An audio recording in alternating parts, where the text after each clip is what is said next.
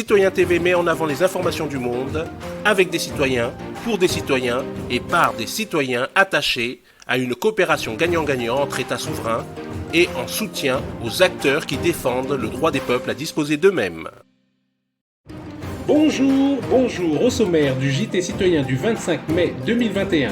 Actualité au Tchad, actualité au Mali, USA patriote et pour finir, France patriote avec l'intervention de Marine Le Pen. Commençons tout de suite avec l'actualité au Tchad. Nous sommes mardi 25 mai 2021. Mesdames et messieurs, ravis de vous retrouver pour cette session d'information. Très bon après-midi à tous et bienvenue. Abuja abrite aujourd'hui le sommet extraordinaire des chefs d'État et des gouvernements de la Commission du bassin du lac Tchad, CBLT. Le président du Conseil militaire de transition, le général de corps d'armée, Mohamed Idriss Déby Itno, a quitté N'Djamena ce matin à destination de la capitale de la République fédérale du Nigeria. Au départ du chef de l'État à l'aéroport international Hassan Diamos se trouvait au bas de la passerelle le premier ministre de transition, Pahimi Padagui Albert, quelques membres du cabinet de la présidence et le maire de la ville de N'Djamena. Justement, le président du Conseil militaire de transition est arrivé à Abuja. Le général de corps d'armée, Mohamed Idriss Déby, est accueilli à sa descente d'avion par les autorités nigérianes et celles de la CBLT. Un accueil dû à son rang lui a été réservé à son arrivée. S'en est suivi d'un bref échange au salon d'honneur de l'aéroport international d'Abuja. Nous reviendrons plus en détail sur le séjour du président du Conseil militaire de transition dans nos prochaines éditions. Tout de suite, actualité au Mali. Très rapidement pour retrouver, alors ça semble se confirmer, pour retrouver le conseiller du vice-président de la transition qui annonce la destitution du président de la transition. Nous prenons rapidement cet enregistrement et nous revenons juste derrière.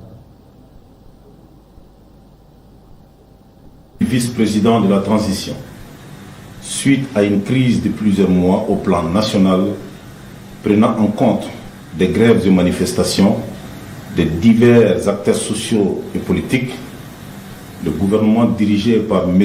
Mokhtar Ouane s'est montré incapable de constituer un interlocuteur fiable, susceptible de mobiliser la confiance des partenaires sociaux. Dans la foulée et de façon unilatérale, le président de la transition a accepté la démission du gouvernement et reconduit aussitôt le Premier ministre avec pour mandat d'aller à la formation d'un nouveau gouvernement. La conséquence a été une consternation générale marquée par la persistance des grèves de l'Union nationale des travailleurs du Mali, UNTM, dont l'issue est finalement une grève illimitée. Cet état de fait constitue une véritable asphyxie pour l'économie malienne et partant la garantie d'une instabilité aux conséquences incommensurables.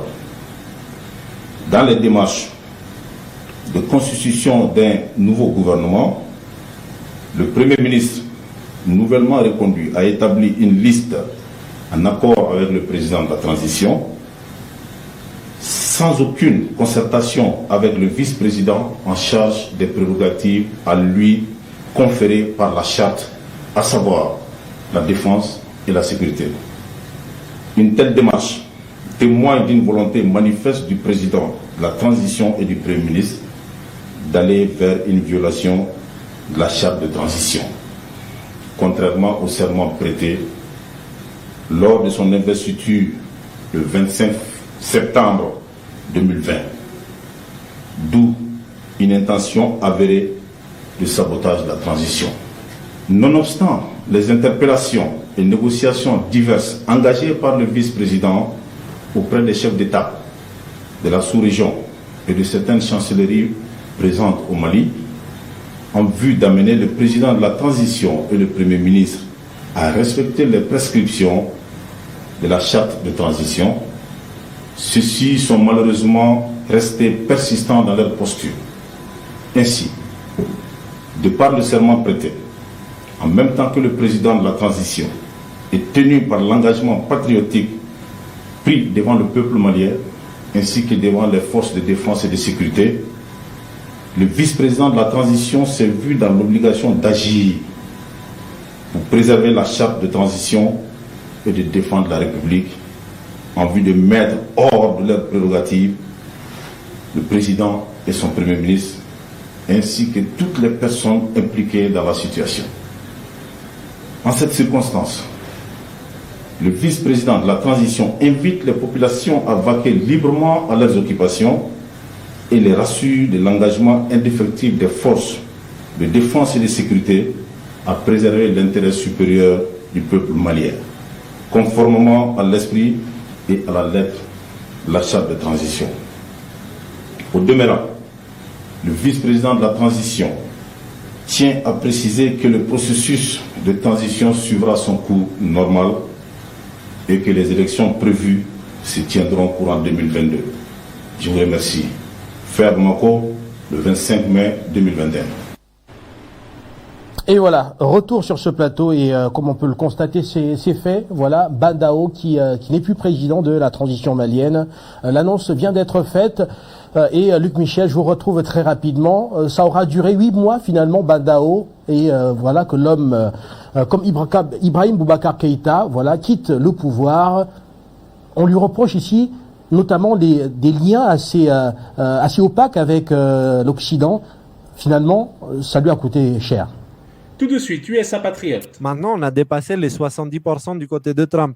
Parce que les amis, comme Rudy ou Pepito a dit dans un des derniers lives, il y a un truc auquel on ne pense jamais. Une personne qui se réveille ne se recouche pas après. Donc, qu'est-ce qui est en train de se passer? Ce qui était déjà une majorité dans le passé, parce que Trump a gagné les élections, continue à grandir pendant que la minorité qui était quand même assez importante, maintenant, elle est en train de rétrécir à une vitesse folle. Les États-Unis sont à genoux. Problème d'immigration, il n'y a plus de carburant dans les rues. Le chômage, il est en train de partir en vrille. L'hyperinflation. Les Américains, ils se disent, vraiment, je n'aurais pas dû voter Biden. Et donc, il y a une bonne partie de ceux qui ont voté pour Biden qui se tournent vers Trump. Trump reprend les meetings. Vraiment, rassurez-vous, de ce côté-là, tout se passe bien. L'audit de Maricopa, ils ont essayé de l'arrêter récemment. Encore une fois, ça a foiré. La Cour suprême, elle a demandé une réunion et il a envoyé des mandats de perquisition pour plusieurs choses. Le gouvernement sur place, il refuse de donner ces choses. Ce n'est pas exclu qu'il y ait une arrestation pour, quand tu as un mandat de perquisition et tu ne donnes pas ce que le système judiciaire te demande, tu as un problème avec la justice, quoi. Donc, vraiment, et d'ailleurs, il y a la fraude qui a été avérée déjà. C'est-à-dire, ils ont trouvé des votes enregistrés où il n'y a pas de duplicata. C'est-à-dire, il n'y a pas le vote original. Ça a été déjà avéré. Il y a plein de votes comme ça où ils n'ont pas trouvé l'original. Vous avez tout ce qu'il faut sur notre site parce que là, on n'a pas forcément pensé à tout mettre dans l'article, mais jetez un coup d'œil vraiment dans les articles de notre site. Là aussi, en plus, les fichiers qu'ils ont essayé de supprimer dans la base de données, ils ont été récupérés. Majoritairement, c'est validé, confirmé. Donc, pourquoi ils ont essayé de les supprimer? Parce qu'il y avait des magouilles cachées dedans. Et maintenant, l'audit, il a ces fichiers-là. En plus d'avoir trouvé les votes sans duplicata, tout ça, les amis, c'est vraiment en train de s'écrouler. Soyez rassurés, ça va bien se passer. Par contre, soyez attentifs. Soyez très attentifs.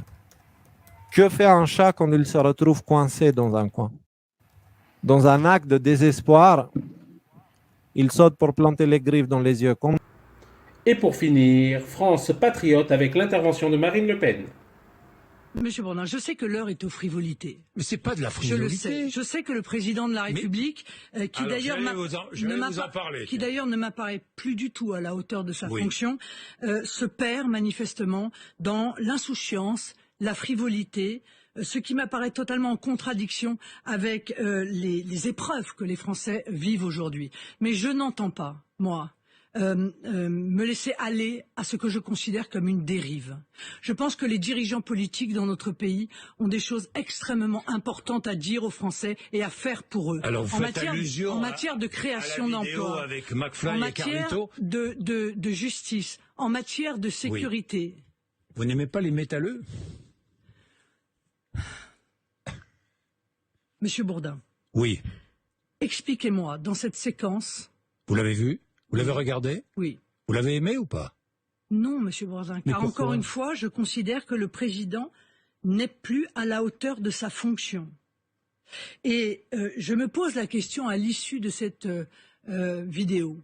Quel est le bénéfice pour le pays? Qu'est-ce que ça a apporté au pays?